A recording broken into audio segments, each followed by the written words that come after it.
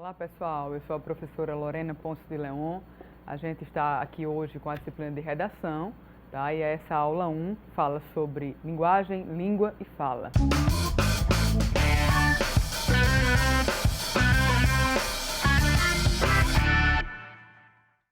Vamos começar então essa viagem pelo universo da escrita. Você que vai fazer o Enem, você que está se preparando para o Enem, né? Aqui a gente vai explanar algumas ideias acerca do tema das redações que são prováveis que caiam. A gente vai conversar um pouco sobre esse processo de produção de escrita, tá? E vai ampliar um pouco mais os seus horizontes acerca do que pode ser que caia no Enem e de como você deve estar preparado para enfrentar a produção textual, tá? Então vem comigo que a gente agora dá início, né, a essa jornada. Olha só, eu começo hoje com duas imagens aí que falam um pouco, tá, sobre linguagem e socialização. A gente vai dar um pequeno passeio antes pelos gêneros textuais, pelos tipos textuais, tá? E depois a gente adentra esse universo da produção textual em si.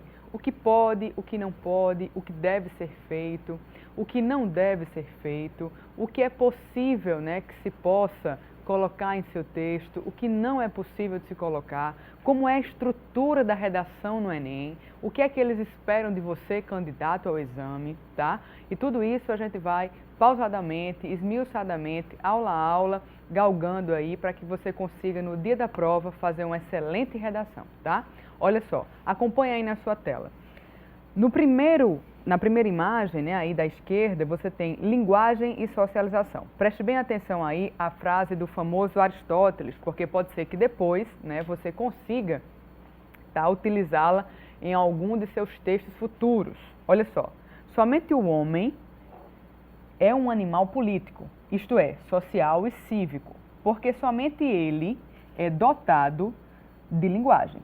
A linguagem permite ao homem exprimir-se e é isso que torna possível a vida social. Então, como você sabe, cabe somente ao homem, né, a faculdade da fala, né, o ato de falar.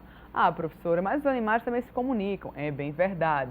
Ah, professora, mas o papagaio fala. É bem verdade. Mas essa capacidade comunicativa, né, da troca de informação é própria, é uma faculdade do homem, né? Então, o homem é o único animal, né, que consegue se estabelecer essas relações aí políticas e sociais. Partindo desse pressuposto, e é importante voltar a fazer esse parênteses aqui com relação ao Aristóteles, porque é bem interessante, mais para frente vocês vão poder perceber que essas citações, né, claro que você não vai decorar todas, mas citações como essas aqui do Aristóteles, elas podem ser utilizadas no corpo do teu texto. Isto é, no teu processo de produção escrita, tá bem? Vamos adiante agora para a imagem ao lado. Olha só, a linguagem é a capacidade humana de articular significados e compartilhá-los. A principal razão de qualquer ato de linguagem é a produção de sentido. Isso aqui a gente tirou dos parâmetros curriculares nacionais, que são os famosos PCNs, tá? Do ensino médio. Olha só. Essa frase nos mostra exatamente, né, que tudo que a gente fala e escreve, né, tem um sentido, tá? É carregado de uma simbologia, de um sentido. Então, assim como a nossa fala, é importante que você entenda que o teu texto também deve fazer sentido. Não adianta que o teu texto seja um emaranhado de ideias soltas e que não faça o menor sentido. Aqui, o meu papel é ensinar a você, candidato, aluno, estudante, a escrever melhor, para que o teu texto tenha sentido. Texto, pessoal, vem do latim e significa teia. Eu tenho certeza que vocês já viram uma teia. Uma teia é um emaranhado de pequenos fios, né? De pequenas teias produzidas por quem? Por uma aranha. E a aranha anda por cima da teia e não cai. Já prestaram atenção? Então o teu texto, igualmente a teia, deve ser assim. Deve estar carregado de sentido e também deve estar entrelaçado. Porque as palavras só fazem sentido se elas estiverem predispostas de tal maneira que produzam esse sentido. Então, você vai aprender a escrever bem, você vai aprimorar o teu processo de escrita para que teu texto produza sentido para o corretor, porque essa é a intenção. Diferentemente, pessoal, da prova objetiva do Enem, a prova de redação é a única prova subjetiva. E o que é que acontece? Quando você tem uma prova subjetiva, as pessoas que vão corrigir, né, não esperam que todos os candidatos, todos os alunos cheguem a um mesmo denominador comum. Não, porque se fosse assim, a prova seria objetiva. Nas questões de matemática, química, física, biologia, todo mundo tem que acertar uma única alternativa correta dentre as questões lá, né? Dentre as alternativas. Na prova de redação, não. Cada candidato, cada aluno vai produzir o seu texto de uma maneira subjetiva, né? E aí os corretores esperam exatamente de cada aluno uma produção diferente, uma maneira diferente, obviamente, de abordar o tema solicitado, tá? Então é partindo desse pressuposto que você deve entender que a tua subjetividade, aquilo que você traz, aquela sua bagagem cultural e do mundo, influencia muito na hora do teu processo de escrita. Vem comigo para a gente aprimorar um pouco mais desses conhecimentos. Vamos adiante então. Olha só, vamos entender agora 3 conceitozinhos básicos com relação à linguagem. Primeiro, o que é linguagem, tá? Aí a gente vai falar da linguagem verbal e depois da não verbal. Por isso que eu falei 3 conceitos. Linguagem, linguagem verbal e linguagem não verbal. Vem comigo, preste atenção aí à sua tela. Olha só, linguagem é todo o sistema organizado de sinais que serve como meio de comunicação entre indivíduos. A linguagem se subdivide em verbal e não verbal. Por enquanto, a gente vai apenas passear por esse universo aqui verbal. Olha só. A linguagem verbal, aquela da oralidade, a fala, né, é o código que utiliza a palavra falada ou escrita, composta por, presta bem atenção aí, olha só, linguagem verbal, significante e significado. Vamos lá entender esses 2 conceitozinhos aí, olha só. O significante é uma sequência sonora, veja bem, papagaio. Se você tem uma representação gráfica, um desenho, né, você consegue ver a imagem. Então, papagaio nos remete, né, é um significante que nos remete a uma imagem, né, ao animal, não é isso? Então, você tem aí o significante é a palavra papagaio. Aí você tem aí o significado, que é o conceito, olha só. A ave da espécie, né, dos psittaciformes ou psittacídeos, geralmente de penas verdes, que imita bem a voz humana. Então, o significante é a sua representação gráfica, é a imagem do papagaio. E o significado é o conceito de papagaio, que é uma ave da espécie tal e tal e tal. Então, dentro da linguagem verbal, você tem sempre um significante e um significado. O significante é a representação gráfica e o significado é o conceito, o que designa, né, mais propriamente o sentido de dicionário, popularmente falando, tá?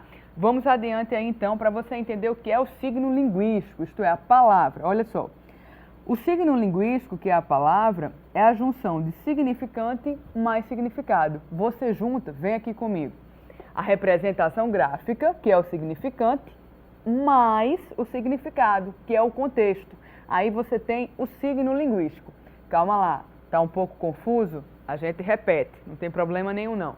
Mas entenda que todo esse processo que antevém, né, o teu processo de produção é importante para que você se familiarize com alguns termos e com alguns conceitos que a gente vai abordar mais à frente, tá? Vamos lá. Então, o que é o signo linguístico? É a palavra, pessoal. É a junção do significado e do significante. O que é o significante? É a representação gráfica, é a imagem, por exemplo, tá? E o que é o significado? É o conceito daquilo, tá? É o conceito do que aquilo designa. Mais propriamente falando, é o conceito de dicionário, certo? Vem comigo aqui adiante, tá? Olha só. A linguagem agora não verbal é qualquer código que não utiliza a palavra. A linguagem não verbal é composta por um ícone. Vamos entender o que é o ícone. É o signo que apresenta relação de semelhança ou analogia com o objeto a que se refere. É metafórico.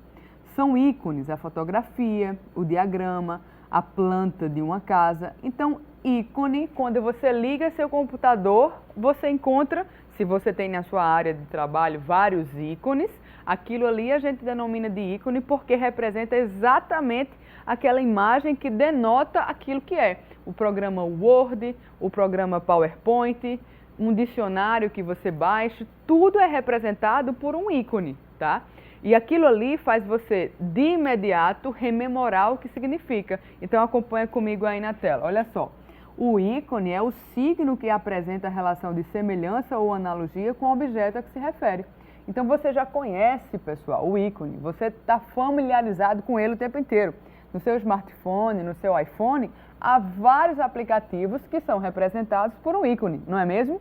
Então isso faz parte do seu dia a dia. O importante é perceber que tudo que a gente estuda tem que ter uma aplicação prática. Se não tiver, a gente rapidamente se desinteressa. Quando a gente começa a perceber que a palavra, o signo, o significado, o significante e o ícone estão no nosso dia a dia, rapidamente a gente começa a se interessar, porque faz parte do nosso universo.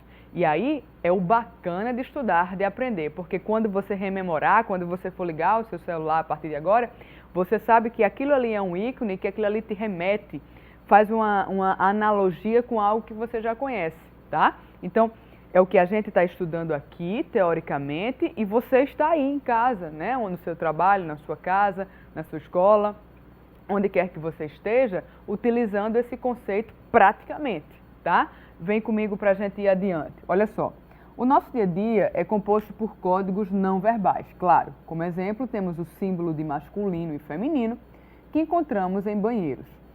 Símbolos de proibido fumar, muito encontrado em restaurantes e bares. E de 24 horas, que significa um local que funciona sem intervalos. Encontrado o signo de 24 horas aí, né? Em farmácias e supermercados, certo? É um símbolo que geralmente a gente encontra porque está aberto, né, 24 horas. Preste bem atenção. Partindo desse pressuposto, a linguagem não verbal é aquela que se utiliza, né, de símbolos para comunicar algo. E no nosso dia a dia, nós estamos repletos dessas imagens. Você que dirige, seja moto, seja carro, né, ou seja bicicleta, vai perceber que no seu dia a dia você se depara com placas de trânsito, por exemplo. E aí se você vê, né, vem aqui comigo ao quadro para que eu possa mostrar para você. Olha só, se você vê aqui, geralmente você encontra na rua essas placas. Se você vê um né, você sabe que aqui pode estacionar. Se você vê um cortado, né, se você perceber, você vai ver que aqui não se pode estacionar. Então, as placas de trânsito, elas nos comunicam o tempo inteiro e não há palavra, não há, né, nenhuma representação escrita do que elas querem passar para nós. Então, isso é um tipo de linguagem não verbal que a gente muito utiliza no nosso dia a dia. Vem comigo que eu vou mostrar mais exemplos para você. Na verdade, bem mais exemplos aí. Olha só. Você tem aí o símbolo, né? Aí no canto esquerdo em cima, o símbolo de masculino, né, e feminino. Geralmente, pessoal, utilizado aí nas portas, né, de banheiros, de restaurantes. A gente encontra bastante. Esse aqui, sobretudo em restaurantes, bares, cafés, né? Que agora tem uma lei que impede, né? Tem que ter a diferenciação da área do fumante e do não fumante. Isso é bacana, quem ganha é o não fumante, porque não se torna fumante passivo, né? Não aí faz mal ao pulmão. Olha só. Então é proibido fumar. Aí você tem esse aqui que é o símbolo do sinal, né, da internet. Você tem aqui um outro, olha só, aqui ó, de restaurante, olha só, tem o garfo, a faca, esse laranjinho aqui. É o símbolo da comida. Olha esse aqui do aparelho telefônico. Isso você encontra geralmente quando você vai telefonar. Se você vai ligar no seu celular, você encontra o verdinho para atender a chamada ou o vermelhinho para rejeitá-la, não é assim? Então isso está no seu dia a dia, olha só. Esse é um símbolo, né? É um exemplo de linguagem não verbal. Parece que o seu telefone se comunica não verbalmente com você o tempo inteiro, não é? Olha esse aqui, um aplicativo de música, pode ser também, né? Esses aqui de baixo, olha só, esses três significam play, pause, né, e stop. Olha só, stop, o play para iniciar e o pause aqui, olha só. Esse aqui é bacana, olha, da imagem da câmera. Você acessa o seu celular, né, com essa imagenzinha aqui, você vai direto lá para a câmera, começa a fotografar tudo lá. Olha só esse 24 horas, geralmente em supermercados, quando funcionam 24 horas, né? Isso é bacana, atender ao público que trabalha durante o dia, né? Não tem tempo, vai sempre resolver as coisas à noite. Então, o tempo inteiro você está sendo comunicado por símbolos que não necessariamente têm palavras escritas, tem palavras para te comunicar algo. Então, isso é a linguagem não verbal. Agora ficou mais fácil, né? Quando você olhar para o símbolo, você vai perceber que aquilo se comunica com você sem necessariamente, né, ter uma palavra ou algo escrito. Isso acontece também, sobretudo, quando você não sabe falar uma determinada língua e viaja a um outro país, você se comunica, né? Vamos imaginar que você vá à Argentina, vá à Espanha, embora sejam línguas, né, que a gente considera, né, línguas que a gente considera parecidas, elas têm muitos falsos cognatos e têm muitas diferenças. Talvez por terem muitas exceções aí, terem o mesmo tronco comum, né, a gente acha que tem uma similaridade muito grande.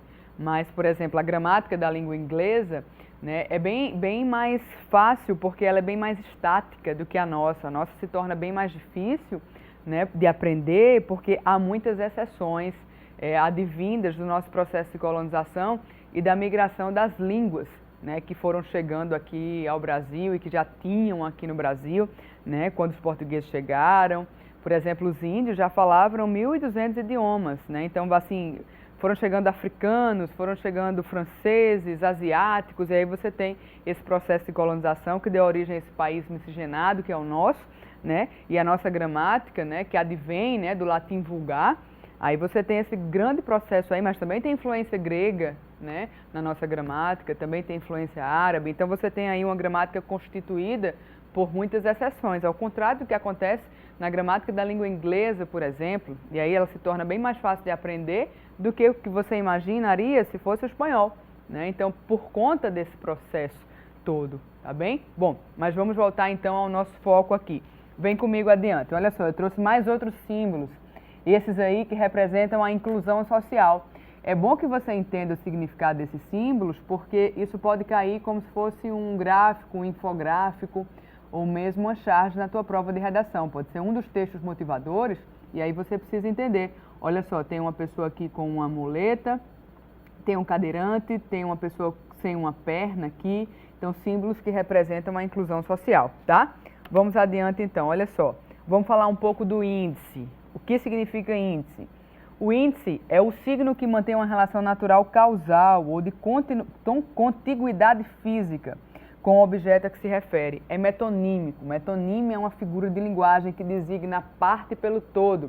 Por exemplo, vim aqui ao estúdio sobre 4 rodas. 4 rodas é uma parte do que significa o todo, que é o carro, tá bem? A mão que toca o violão é a mesma que a pedreja. Então, a mão faz parte de um todo, né? A mão é a parte. Na verdade, há uma pessoa tocando o violão, tá? Olha só, presta atenção.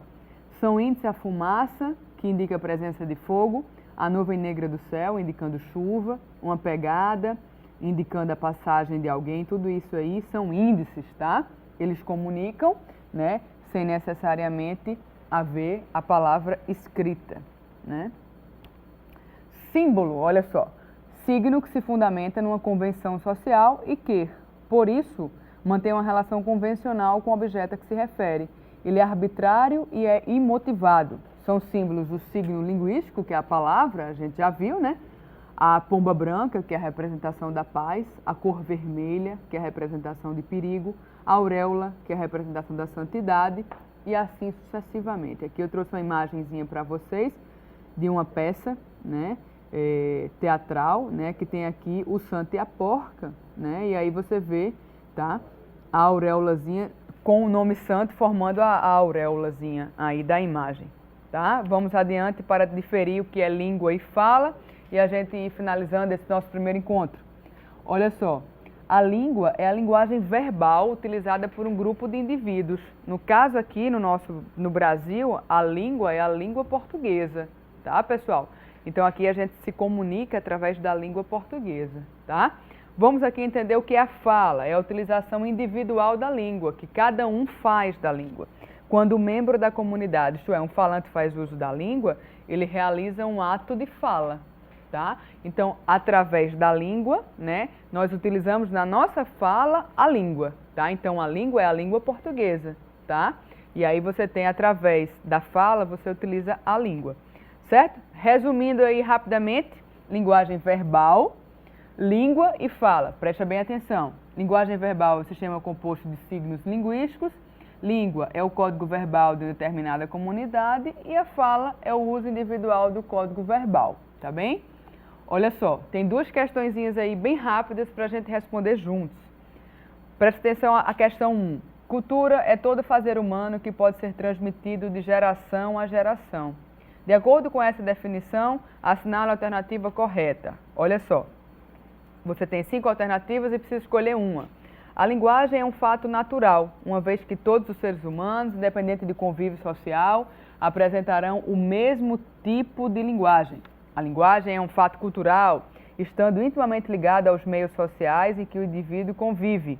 A linguagem não é um fenômeno universal, estando presente apenas em sociedades mais desenvolvidas. Que absurdo, hein? D. A linguagem só existe em comunidades que dominam a escrita? Não, pessoal. A linguagem não pode ser relacionada aos conceitos de língua e fala? Claro que podem, a gente acabou de ver. Então a gente fica aí entre a A e a B. Mas aí quando a gente vê que a letra A diz que a linguagem é um fato natural, uma vez que todos os seres humanos, independente de convívio, apresentarão o mesmo tipo, aí a gente vê que não, porque a gente viu que restringiu bastante. Mas aqui na B, a linguagem é um fato cultural, estando intimamente ligada aos meios sociais em que o indivíduo convive, é a alternativa correta, sem sombra de dúvidas, não é mesmo? É sempre assim, sempre você vai ter duas questõezinhas que são bem podem ser, né, e 3 que são completamente distintas. A última questão lá, tem um pequeno texto, Joãozinho, sua redação sobre o cachorro está exatamente igual ao de seu irmão. Aí ele responde, é que o cachorro é o mesmo, professora.